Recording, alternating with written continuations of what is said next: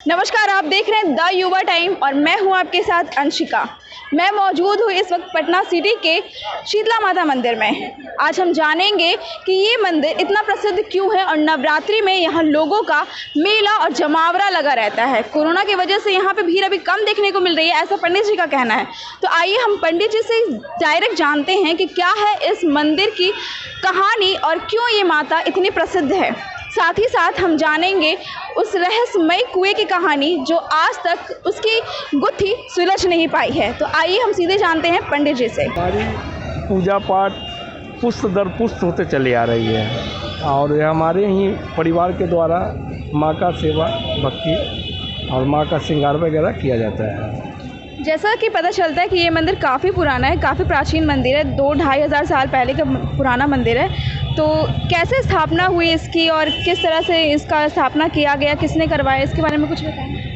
हाँ, इस मंदिर का स्थापना चमरूलाल भगत के द्वारा हुआ था, जो हमारे पूर्वज हुआ करते थे। जब इस बस्ती तुलसी मंडी बस्ती का निर्माण हो रहा था तो वहाँ पे खरी रूप में जो शीतला माता है वो खुदाई में माँ निकली थी, एक बच्चे को गोद में ली गई। वहीं पीछे जो थी ये बहुत पुरानी मंदिर थी, नवपिंड यहाँ पे बहुत पहले से थी, उसी के आगे माँ सीता का स्थापना दिया गया। यहाँ के बारे में कहा जाता है कि माँ ये बहुत शक्तिशाली और बहुत ज्वलनशील थी और ये दुष्ट की नरसंहार करते हुए कामाख्या से निकली और बीच में दुष्टों को नरसंहार करते हुए चली आ रही थी। जब यह परिसर में ये बैठी तो यहाँ पे जो मालिन जी थी, जो फूल माला करती थी, अपने बच्चे को एक गोद में ली हुई थी, जो गाना वगैरह में भी आता है। तो माँ को प्यास लगी तो वो मालिन से बोली कि माँ हमें पानी पिला दो, ये मालिन हमें पानी पिला दो, हमें प्यास लगी है। तो वो माली बोली कि हम कैसे पानी पिला सकते हैं, हमारे गोद में बच्चा है, ये बच्चे को मैं कहाँ रखूं। तो माँ उस बच्चे को अपने गोद में ली, तब मालिन पानी पिलाई। पानी पीते माँ एकदम शीतल हो गई, इतना शीतल हो गई, उसी दिन से माँ का नाम शीतला पड़ गया है और यहीं पे वो वास कर गई, यहीं पे रुक गई। फिर आगे वो दुष्टों के नरसंहार के लिए यहाँ का जगह बहुत पसंद है। फिर वही सपने में माँ की उत्पत्ति हुई, गोद में बच्चा लिए हुए। वो जो गोद में बच्चा है वो मालिन की बेटी है, जो बगल में माँ के बगल में स्थापित है। तो ये सब घटना आज से करीब ईसा पूर्व आपको 250 के लगभग ईसा पूर्व की ये घटना है। तो इस मंदिर के बारे में एक और चीज़ कही जाती है कि कुआं जो है यहाँ पे और ये शीतला मंदिर दोनों का कोई कनेक्शन जोड़ के देखा जाता है। कुआं और शीतला माता मंदिर दोनों एक दूसरे के रक्षक है, समझ गए। कुआं का ऐतिहासिक महत्व है और शीतला माता मंदिर का धार्मिक महत्व है। कुआं के बारे में कहा जाता है कि सम्राट अशोक ने अपने 99 भाइयों को मारकर इस कुआं में डाले थे और तब पाटलिपुत्रा पे शासन किए थे। लेकिन इतिहास कहीं भी साक्षी नहीं है कि सम्राट अशोक 99 भाई हुआ करते थे। तो वो अपने 99 भाई को मार के इस कुआं में डाले क्यों? अगर ये कुआं में डाले तो ये कुआं मौत की कुआं कहलाती है और इस कुआं को ढक गया हुआ, तो उस जो लाश होता है उसका गंध होने से पूरे वातावरण में दूषित हो जाता है, तो ढक दिया जाता है। लेकिन इतिहास साक्षी है कि जब सम्राट अशोक के पिता बिंदुसार की मृत्यु हुई थी, उस समय उनके बड़े भाई सुशांतो, जो कि तक्षशिला से शासक वर्ग से आते थे, तो उनकी मृत्यु भी उसी दौरान, अपने पिता की मृत्यु सुनने के उपरांत तो वो भागे दौड़े चले आ रहे थे अधवास टाइप से, उनकी मौत एक असीमित गड्ढे में गिरकर हुई थी। शायद वो गड्ढा यही हो कुआं, और सम्राट अशोक के भाई का मृत्यु हुआ हो और सम्राट अशोक ने अपने भाई को श्रद्धांजलि देने के लिए यहाँ पे पूजा पाठ शुरू किए होंगे, जो आज तक वो परंपरा चली आ रही है। और ये कुआं का पानी अभी भी शुद्ध है, स्वच्छ है। कुआं का पानी बहुत ही चमत्कारी है।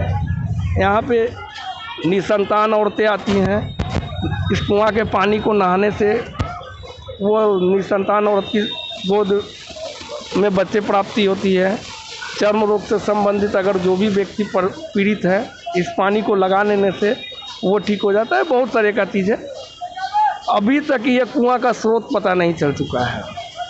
इसका कोशिश विगत कई वर्षों से हुआ है। 1932 में ब्रिटिश गवर्नमेंट ने करवाई थी, फिर भी वो स्रोत पता नहीं चला। 1962 में तत्कालीन मुख्यमंत्री कृष्णा प्रसाद ने कृष्णा सिंह ने करवाए थे इस कुआं की गहराई, वहाँ भी पटा। 1996 में तत्कालीन मुख्यमंत्री लालू प्रसाद ने कुआं की गहराई जानने की कोशिश की, सबसे नीचे तक उठ चुकी, विज्ञान बहुत उन्नत कर चुकी थी, लगातार मोटर चल सकती थी, वो 96 फीट नीचे तक चले गए थे।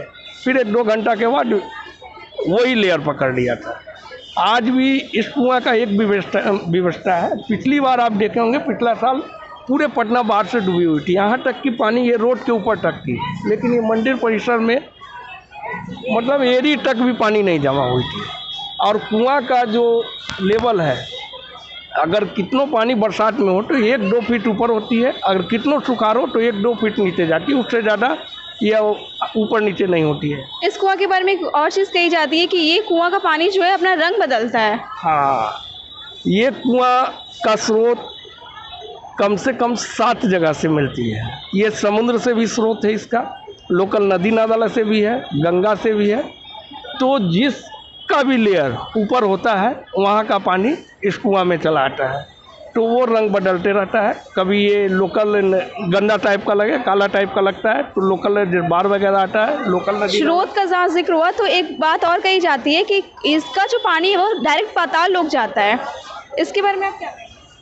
ये पाताल लोक से तो जुड़ी हुई है कुआं। जब पाताल लोक से जुड़ी हुई है तो पाताले लोक में न जाएगी। इसका एक नाम पाताल कुआं भी है, तो ये पाताल लोक से जुड़ी हुई है, ये मान्यता सच्ची है। तो हमने जाना यहाँ के पंडित जी से कि यहाँ की शीतला माता मंदिर की क्या महत्व है, और हम ये जानना चाहेंगे पंडित जी से कि पंडित जी इस मंदिर का नाम अगम कुआं क्यों पड़ा? अगम कुआं क्यों पड़ा? ये इलाका अगम कुआं के नाम से ही प्रसिद्ध थी। जैसे कि आपको बता चुके हैं कुआं के बारे में, जिसकी गहराई अगम अपार है। अगम का मतलब हुआ जिसकी कोई तह नहीं, जिसकी गहराई की कोई निश्चितता नहीं, तो उसी के नाम से ये इलाका पड़ा, ये अगम कुआं पड़ा। जब माता शीतला का मंदिर, ये मूर्ति की स्थापना की, तो ये मंदिर का नाम शीतला माता मंदिर पड़ा। तो ये इलाके का नाम अगम कुआं के कारण अगम कुआं नाम से जाना जाता है। तो हमने जाना यहाँ के पंडित जी से कि इस मंदिर का नाम अगम कुआं क्यों पड़ा, माता शीतला की क्या महत्व है, और यहाँ का कुआं के बारे में, इस रहस्यमयी कुएं के बारे में हमने जाना कि इस रहस्यमयी कुएं का राज क्या है। पंडित जी ने बताया जैसा कि ये कुआं जो है हर साल अपना रंग बदलती है, मतलब इसका पानी जो है वो कंटिन्यूसली चेंज होते रहता है, और यहाँ तक कि इस पानी से बांझपन दूर होता है, और जितने भी रोग, चर्म रोग और चिकन पॉक्स इस टाइप की बीमारियाँ होती है वो भी दूर हो जाती हैं इस पानी से। और पंडित जी ने ये भी बताया कि माँ का किस तरह से नवरात्रि में श्रृंगार होता है, और वो भी इस कुएं के पानी से श्रृंगार किया जाता है। नवरात्रि में यहाँ श्रद्धालुओं की काफ़ी भीड़ होती है, और जो भी यहाँ सच्चे मन से मनोकामना लेकर आता है, माँ उसकी सारी मनोकामना पूरी करती हैं।